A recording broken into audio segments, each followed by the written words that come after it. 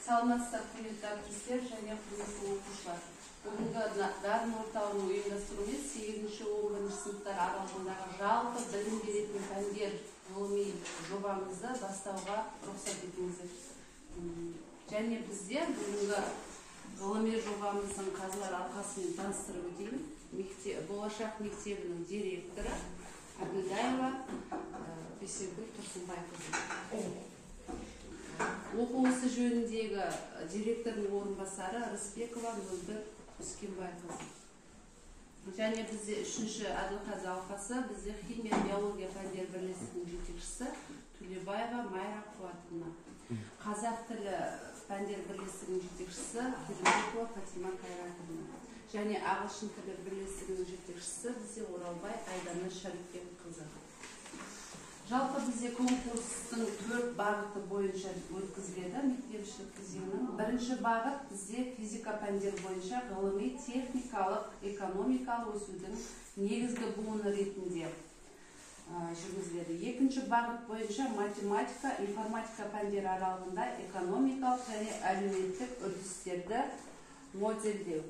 Үшінші бағыт бойынша салауатты табиғи орта Қазақстан 2030. Бұл химия, биология пәндері бойынша жүргізіледі. Төртінші бағыт бойынша тарих және тіл білімдері бойынша Қазақстанның тарихи ескерткіштері және перспективалы туристік маршруттар бойынша жүргізіледі.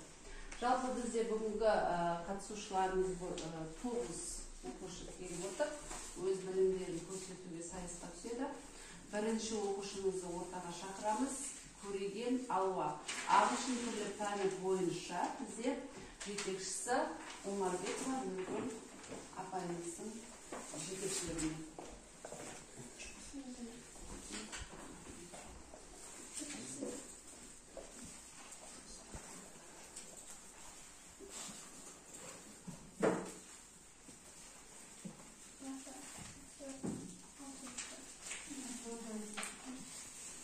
Good day everybody, my name is Alua Kolgen and I'm studying 7th class. My science supervisor is Mykula Marketna. The theme of the research project is the best creative produce of Kazakhstan. Next slide please. Yes. The purpose of the research work to promote the development of children's youth, students and youth students, to create conditions for the successful socialization of the younger generation by means of tourism and to form the need for a healthy lifestyle. Next slide. Next. Relevance of the research topic. First, study of the native land in terms of organizing tourist activities. Second, wide involvement of students in tourism. Third, study of natural culture and the historical heritage and the heritage of the native lands, the formation of patriotism and the civic sense. First, improvement of forms and methods of organizing tourist travel. And next is integration of new little-known attractions that can be used in the construction of tourist routes. Next slide. And the scientific focus of the research work. Scientific focus of the research work, the stimulating effects on the development of tourism is achieved due to investment. It is also necessary to apply such a targeted investment system, especially to implement the use of local labor and the materials of local production. And the stages of the study. Stages of the study depending on the purpose of the research and the specifics of the topic. Terminology systematic descriptive to the world standards. And second is we have a poor internet. And the internet should be developed. For example, there is no internet in the remote places, and even in the city it's so bad, and we all know that. Think for yourself, if a tourist comes from a foreign country, will he be able to find his way? And the third is public transport. Public transport to the places of rest should be the QR code on the sign, and you take photos and you can see where you are, or you can see the different places with that.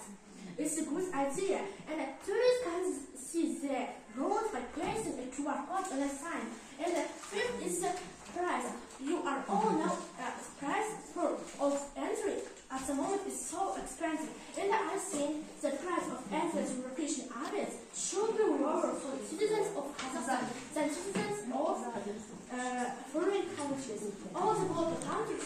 life system, and it means our love for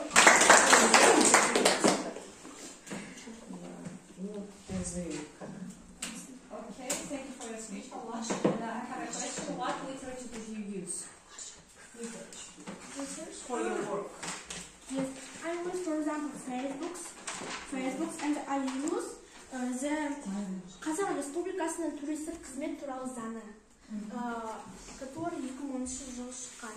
And I use the panorama, and I use the Kabushkin management services, and the Kvartalov strategic management.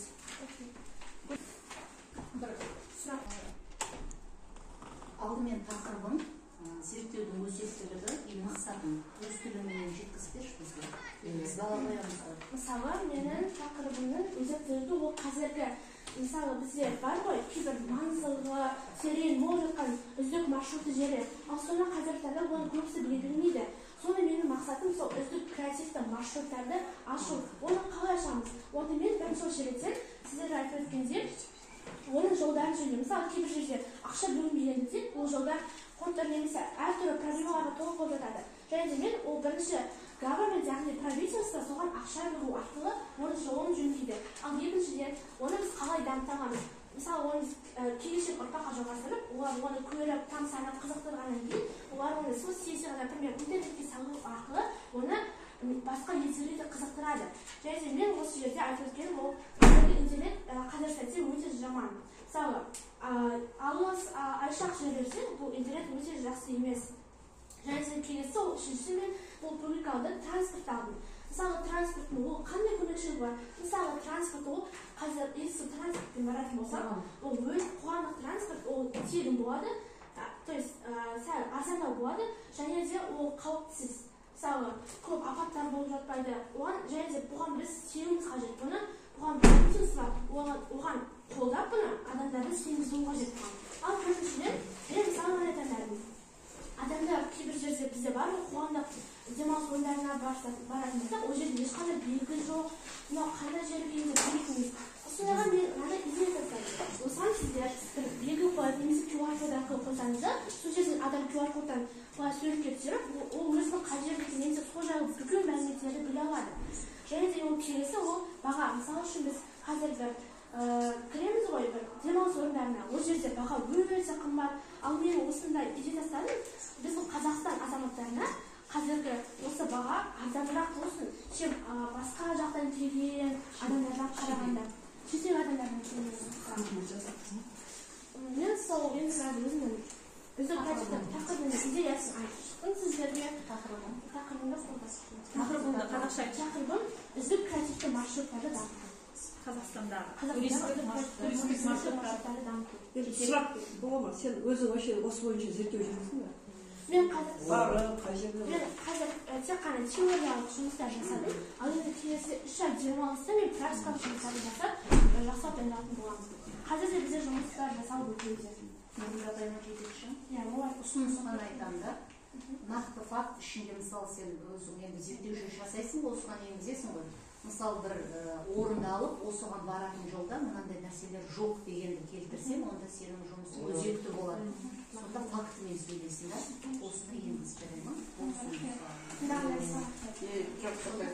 Ол идея бар, бізде жазылымды жасаймыз.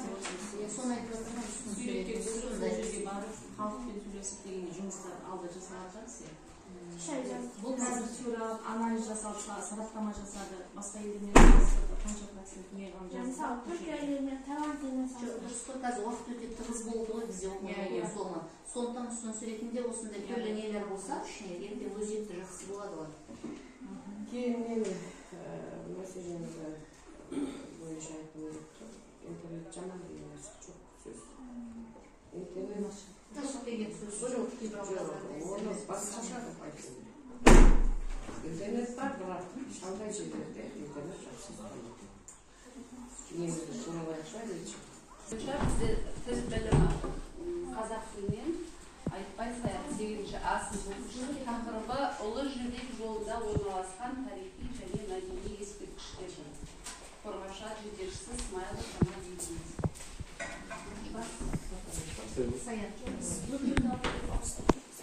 айтып береміз. Армысыздар, құрметті көршілер және көрермендер. Менің есімім Айсат Сәліп болады. Мен ғылыми жобада сіздерді көп болғанға қуаныштымын. Бүгінгі менің қорғайтын тақырыбым ол ұлы жібек жолында орналасқан мәдени және тарихи ескерткіштер. Мен бірінші түрінде әрине бағытымнан бастап өттім. Менің бағытым осы ғылыми жобаны қорғаған бағытым ол Қазақстанның тарихи ескерткіштері және перспективалы туристік маршруттары. Мен өз өзімнің кіріспеден бастап өттім. Ең бірінші таныстырып кетейін, ұлы жібек жолы дегеніміз не? Ұлы жібек жолы дегеніміз Қытайдан бастайтын және Орталық Азия және Еуропаға баратын, және анығырақ айтатын болсам, апаратын жол болатын. Осы ұлы жібек жолында өздеріңіз түсініп тұрғандай, атына қарашаңыздар ең басты тауар саудагерлерді сататын. Ол жібек матасы болады. Бірақ саудагерлер жібек матасымен шектелмеген. Олар сол Қытайдан мысалы Қытайдың салт-дәстүрін көрсететін заттарды басқа мемлекеттерге барып Қытайды танытатын. Сонда анықтырақ айтатын болсам, өз орында жібек матасымен шектелмей, ол басқа да әшекейлермен, басқа елдердің ыдыс-аяқтармен, киімдермен басқа елдерге танытатын еді. Осы ұлы жібек жолын аты қазақ батыс пен шығысты қосып тұратын көпір деп атаған. Және де осы ұлы жібек жолымыз бағдарламасы. Бұл бағдарламада біз өзіміздің тарихи ескерткіштерімізді бүкіл мемлекетке, бірақ өзіміздің халқымызға шектелмей, басқа да әлемге көрсете алатын бағдарлама саналады. Ал және де өзім тақырыбының өзектілігі мәдени мұра бағдарламасы іске асыру кезінде міндеттердің шешімін табу күтілуде. Республикалық маңызы бар бірқатар ескерткіштердің қалпына келтіру, ежелгі және орта ғасырлық тарихи қала орталықтарының археологиялық және этнографиялық зерттеулер жүргізу және ғылыми этномәдени тарихи орталықтар мен қорық музей базаларын ұйымдастыруды жүзеге асыру және атқарылған жұмыстардың нәтижесінде осы тұрған алаңда Қазақстан аумағында көне тарихи мәдени ескерткіштердің сыры ашылып тарихқа және бағыт енгізілген. Осы мәдени мұра бізге өзіміздің тарихи ескерткіштерімізді, өзіміздің құнарлы жеріміздегі тұрған ата-бабамыздан қалған әдемі жерлерді бізге сырын ашады. Осы жерді қалай салды, оның қандай бағытта салды және де барлық мақсатын бізге түсіндіріп ашып беретін осы мәдени мұра. Бұл осы ғылыми жобаның жетілдіретін міндеттері ол шолу, пайда болу себептерін анықтау, көрсеткіш деңгейі және пайдалану ерекшеліктерін ашу. Өзімнің сөздеріме, яғни негізгі бөлімін көшетін өзімнің сөзімнің ұлы жібек жолында өзендерге Қазақстанның ортасында болып тұрған қазақ хандығы осы ұлы жібек жолы арқылы өзінің саудасын, өзінің халқын және өзінің мемлекет сияқты көтерген болатын. Осы қазақ хандығының жерінде ұлы жібек өткеннен кейін ол жақта 8 қала болатын.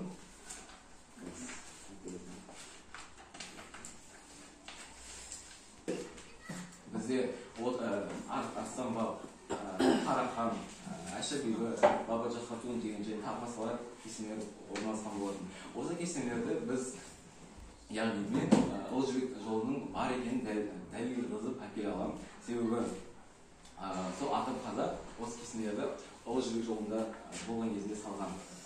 Және де осыны қорытындылай айтатын кезде сіз қазір сұрайтын шығарсыздар, өзінің зерттеу жүргізіп қорытындыласаңызшы. Зерттеу мақсатын айтайын деген ма? Осы жазда мен негізі Арыстан-бабқа және тағы басқа кесенелерге барғам, бірақ енді суретке түспегеннен кейін сіздерге көрсете алмадым. Бірақ Арыстан-баб жақта халыққа көрсететін көмек жоқ та. Сол менің ойымша халыққа көрсететін заттарды сол кесенелердің қасында істеп қою керек. Өзімнің ойымды қорытындылай келетін болсам, ұлы жібек жолы біздің Қазақстанның тарихына да кіреді. Және қазіргі жастар ұлы жібек жолы не екенін және де Қазақстан бұл әлі білмегенді. Соны мен қазір алып тұрған себебім қазақтар және жастар өз тарихын біліп және өз мемлекетін көрсетсін. Және осыған мен қалай дамадан қалай білдіретін болам деген ойым келіп тұр. Мен ойымша ішкі туризм дамыту керек. Ішкі туризм дамыту арқылы қазақ жастарына сіздер барлық мәдени және тарихи ескерткіштерді көрсетесіздер. Осы ескерткіштерді көрсеткеннен кейін қазіргі жастар оны басқа мемлекетке барады ғой. Сол басқа мемлекетке барған кезде ол басқа адамдарға менің Қазақстанда мынандай жерлер бар, мындай әдемі құнарлы жерлер бар деп мақтан тұтады. Сол мақтан тұтқаннан кейін басқа мемлекеттерге адамдар оған қызығушылық танытқаннан кейін біздің Қазақстанға келеді. Сол кезде тек қана ішкі туризммен шектелмей, ол сыртқы туризмді дамиды. Соған андыра айтатын болсақ, Қазақстанның экономикасы және туризм дамып, өзіміздің қазақтың жастары патриотизмі оянады және рухы құндылық байрап